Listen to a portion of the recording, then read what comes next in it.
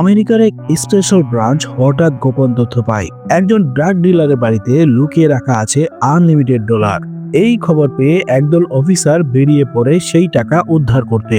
কিন্তু এই জায়গা থেকে পরিস্থিতি নতুন মোড় নেয়, কারণ গরিব দুঃখী এই অফিসারদের সামনে দাঁড়ায় এক কঠিন প্রশ্ন।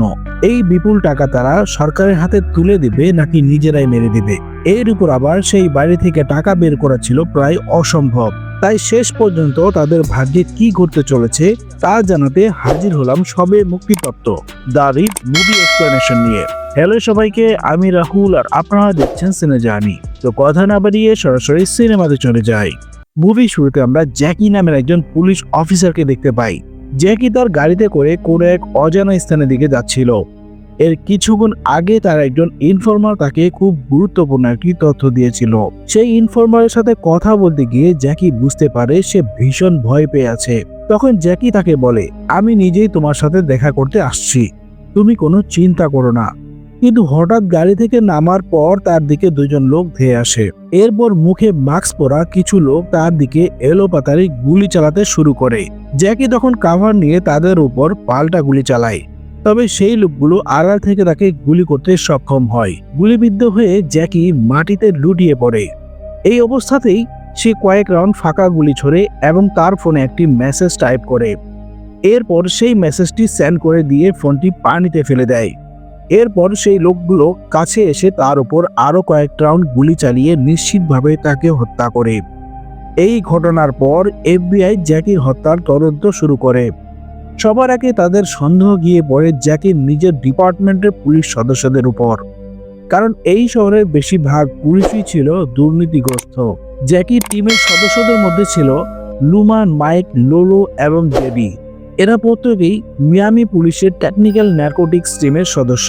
এই টিম শহরের বিভিন্ন জায়গা থেকে প্রচুর মাদক এবং তার সাথে নগদ অর্থ উদ্ধার করত। তাই এফবিআই ধারণা করে এই টাকা ভাগাভাগি নিয়ে হয়তো তাদের মধ্যে কোনো ঝামেলা হয়ে থাকতে পারে। তবে তারা প্রত্যেকেই এই খুনের সাথে জড়িত থাকার কথা অস্বীকার করে। তারা জানায় জ্যাকি ছিল তাদের সবার খুব কাছের একজন বন্ধু, কিন্তু এফবিআই এজেন্ট ডেল এত সহজে হাল ছাড়ার পাত্র নয়। সে একের পর এক প্রশ্ন করে সবাইকে রীতিমতো বিরক্ত করে তোলে। বাকিরা নিজেদের নিয়ন্ত্রণ রাখতে পারলেও জেডি তার রাগ ধরে রাখতে পারে না, কারণ ডেল বরাবরই জ্যাকির সাথে জেডির পার্সোনাল সম্পর্ক নিয়ে খোঁটা দিতে থাকে। তাদের মধ্যে যে একটি অ্যাফেয়ার চলছিল সেটা ডিপার্টমেন্টের সবাই জানতো। এইসব কথা শুনে জেডির মাথা খারাপ হয়ে যায় এবং সে তৎক্ষণাৎ ডেলের উপর হামলা করে তাকে ঘুষি মারতে থাকে। তখন তাদের মারামারি সামলাতে বাকিদের রীতিমতো হিমশিম খেতে হয়। এদিকে অন্য একটি রুমে পুলিশ চিফ টমের সাথে কথা বলছিল লেফটেন্যান্ট ড্যান। জ্যাকির মৃত্যুর পর ড্যান ক্যাপ্টেন পদে প্রমোশন পেয়েছে। এফবিআই তাকে জিজ্ঞাসা করেছিল, তবে তারা তার অ্যালিবাই মেনে নেয়। ড্যান টমকে বলে যে ডিপার্টমেন্টের তরফ থেকে তারা জ্যাকির খুনের একটি আলাদা ইনভেস্টিগেশন চালু করতে চায়। তখন টম বলে, আমরা যদি এটা করি তাহলে এফবিআই আমাদের পিছনে আরো বেশি করে লাগবে, তাই এই মুহূর্তে চুপ থাকাই ভালো। এই কথোপকথনের মাঝে জেডি আর ডেলের মারামারি চলছিল। তখন টম বুঝতে পারে যে ডেল আসলে জেডির আপন ভাই। মানে এফবিআই এমন একটা সংস্থা যারা নিজেদের ভাইকেও এক চুল পরিমাণ ছাড় দেয় না। যাই হোক, মারামারি থামার পর ডিনারের সময় জেডি আর ডেনের ওয়াশরুমে দেখা হয়। তখন জেডি বলে, পুলিশ অফিসার হওয়াটাই ছিল আমার জীবনের সবচেয়ে বড় ভুল। এখন প্রতিদিন ঘুম থেকে উঠে তাকে ভাবতে হয় আজকে কি তার জীবনের শেষ দিন। এদিকে এফবিআই তাদের সবাইকে পাগল করে দিচ্ছে, তবে ডিপার্টমেন্টের বাকিরা বেশ চিল মোডে ছিল। এফবিআই চলে যাওয়ার পর তারা বাইরে বসে মদ খায় আর মজা করতে থাকে। তাদের পোশাক আর আচরণ দেখে বোঝার উপায় নাই যে তারা পুলিশ অফিসার, বরং তাদেরকে গ্যাংস্টার মতোই লাগে। সবাই চিল থাকলেও ড্যান কিন্তু ভীষণ দুশ্চিন্তার মধ্যে দিয়ে যাচ্ছিল। এর মধ্যে সে হঠাৎ একটি সিক্রেট ইনফরমেশন পায়। কেউ একজন তাকে জানায় যে হিয়ালিয়া নামে একটি জায়গায় একটি বাড়িতে প্রচুর মাদক এবং ক্যাশ টাকা আছে। তাই ড্যান তৎক্ষণাৎ তার টিম এবং ট্রেন্ড কুকুর উইলবারকে নিয়ে সেখানে যাওয়ার জন্য রওনা হয়। তারা সেই বাড়ির সামনে পৌঁছাতেই উইলবার জোরে জোরে ঘেউ ঘেউ করতে শুরু করে। এতে তারা নিশ্চিত হয় যে এই বাড়িতে প্রচুর ড্রাগস আর টাকার ভান্ডার রয়েছে। তারা দরজা কড়া নাড়লে ডেইজি নামে একজন মেয়ে দরজা খুলে বাইরে আসে। সে পুরোপুরি অস্বীকার করে যে তার বাড়িতে কোনো ড্রাগস আছে। তাছাড়া পুলিশের কাছে তখন সার্চ করার মতো কোনো ওয়ারেন্টও ছিল না। তখন ড্যান তাকে একটি কাগজ দেখিয়ে বলে, আচ্ছা আপনি তাহলে এখানে সাইন করে দিন, আমরা সঙ্গে সঙ্গে চলে যাব। ডেইজি তার হাতে থাকা কাগজে সাইন করে দেয়। কিন্তু এই কাগজ সাইন করার মাধ্যমে সে আসলে বাড়ি সার্চ করার অনুমতি দেয়। ঠিক এইভাবে চালাকি করে পুলিশরা বাড়ির ভিতরে ঢুকে পড়ে। এরপর তারা দেখতে পায় তাদের কুকুর উইলবার উপরের দিকে তাকিয়ে জোরে জোরে ঘেউ ঘেউ করছে, কারণ ড্রাগসের পাশাপাশি এই কুকুর টাকার গন্ধ শুনতে পারে। উইলবারের আচরণ দেখে তারা উপরে তাকিয়ে একটি পাটাতন দেখতে পায়। সেই পাটাতন সরাতে একটি সিঁড়ি নেমে আসে। ড্যান আর জেডি সেই সিঁড়ি দিয়ে উপরে উঠতে থাকে, কিন্তু উপরে গিয়ে তারা দেখে পুরো রুম একেবারে খালি। তবে হঠাৎ দেয়ালে এক পাশে একটি তার দেখতে পায়। সেই তার টান দিতেই খুলে যায় একটি সিক্রেট চেম্বার।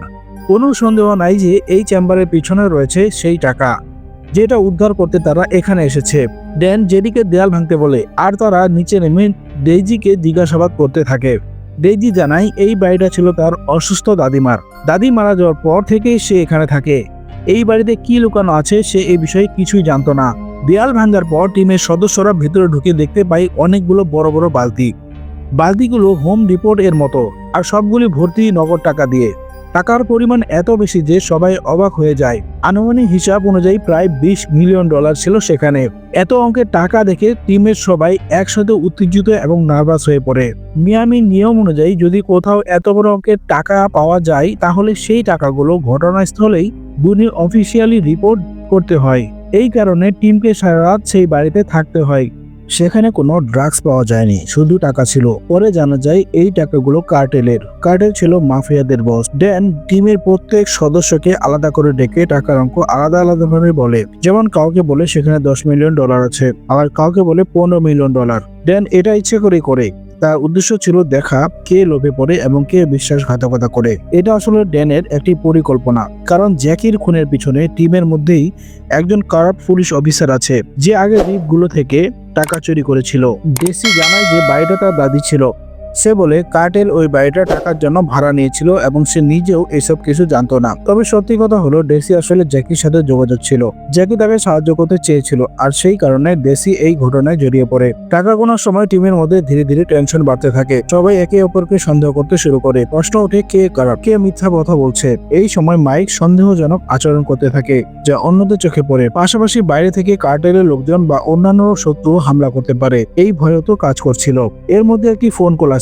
কলের ওপাশ থেকে হুমকি দেওয়া হয়, 30 মিনিটের মধ্যে জায়গা ছেড়ে দাও, তা না হলে মারা যাবে। কিছুক্ষণের মধ্যে গুলি চালানো শুরু হয়। বাড়ির চারপাশে ভয়ঙ্কর পরিস্থিতি শুরু হয় চেস আর শুট আউট। এক পর্যায়ে বড় একটি টুইস্ট সামনে আসে। সবাই যখন ভাবছিল ড্যান নিজেই কারাপ্ট হতে পারে, তখন জানা যায় যে ড্যান আসলে কারাপ্ট নয়। সে ইচ্ছা করে টিমের সদস্যদের ভুল তথ্য দিয়েছিল, যাতে আসল বিশ্বাসঘাতক নিজেই ধরা পড়ে। শেষ পর্যন্ত বেরিয়ে আসে যে আসল ট্রেইটর হলো মাইক রো। সে একটি বার্নার ফোন ব্যবহার করে এর এজেন্ট ম্যাক্সি নিক্স এর সাথে যোগাযোগ করছিল এবং টাকা চুরির পুরো পরিকল্পনা করেছিল।